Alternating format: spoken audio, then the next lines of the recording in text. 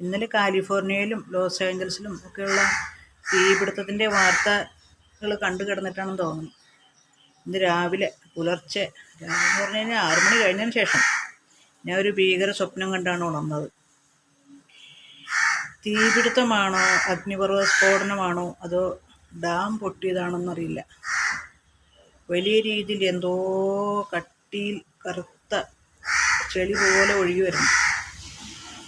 ഞാനിപ്പോൾ എൻ്റെ അമ്മയെ എവിടെയോ കൊണ്ട് രക്ഷിച്ചിരുത്തി. എന്താണെന്നറിയില്ല, ഞാൻ കാണുന്ന സ്വപ്നങ്ങളിലൊക്കെ എൻ്റെ അമ്മയെ രക്ഷിക്കാൻ പോകുന്നത് കാണും. അമ്മ മരിച്ചിട്ട് 5-ാം വർഷമാണ്.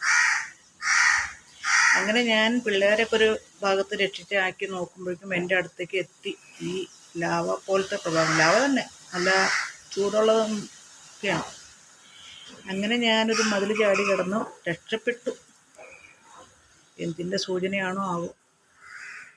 ഇതിനിടയ്ക്ക് ഈ അമേരിക്കയിൽ പോലെ തീ പിടിക്കുന്നതിനെ പറ്റി കുറേ പേര് നെഗറ്റീവ് കമൻ്റ് ഇടുന്നു. ഗാസ നശിപ്പിച്ചു, ഗാസയ്ക്ക് പകരമാണ്. പ്രകൃതിയുടെ ഓരോ ചെയ്തികൾ നമുക്കൊന്നും പറയാൻ കഴിയില്ല. ഭൂപ്രദേശം എല്ലാ രാജ്യത്തും ഒരേപോലെയല്ല. ചിലയിടത്ത് പ്രളയം ഉണ്ടാവും, ചിലയിടത്ത് നിരന്തരം കൊടുങ്കാറ്റുകൾ വീശിക്കൊണ്ടിരിക്കും, ചിലയിടത്ത് അഗ്നിപർവ്വത സ്ഫോടനങ്ങൾ ഉണ്ടാകും. മനുഷ്യൻ്റെ ചെയ്തികളുടെ ഫലമാണോ? ആയിരിക്കാം അല്ലേ?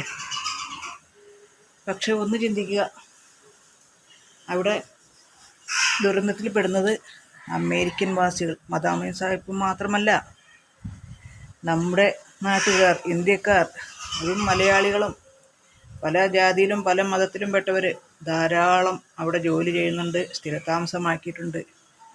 ദുരന്തങ്ങൾ സംഭവിക്കുന്നത് നമ്മുടെ സഹോദരങ്ങൾക്കും കൂടിയാണെന്നുള്ളൊരു ഓർമ്മ ഉണ്ടാവുക അവരെ കൂട്ടിപ്പിരാകുമ്പോൾ. നമുക്ക് പ്രളയം ഉണ്ടായപ്പോഴും നമ്മൾ സഹായിക്കാനായിട്ട് എല്ലാ ഭാഗത്തു നിന്നും ആളുകളുണ്ടായെന്നുള്ള കാര്യം കൂടി ഓർക്കുക. മറ്റുള്ളവരുടെ വീഴ്ചയിലും അപകടങ്ങളിലും സന്തോഷിക്കുന്നത് നല്ല മനസ്സിൻ്റെ സ്വഭാവമില്ല. എല്ലാവർക്കും നന്മകൾ വരട്ടെ. ലോകാ സമസ്ത സുഖിനോ ഭവന്തു. ഓം സ്വസ്തി പ്രജാഭ്യ പരിപാലയന്താം ന്യായേണ മാർഗേണ മഹിം മഹീഷ ഗോബ്രാഹ്മണേ ശുഭമസ്തു നിത്യം. ലോകാ സമസ്ത സുഖിനോ ഭവന്തു. അങ്ങനെയാണ് ഞാൻ പ്രാർത്ഥിക്കുന്നത്.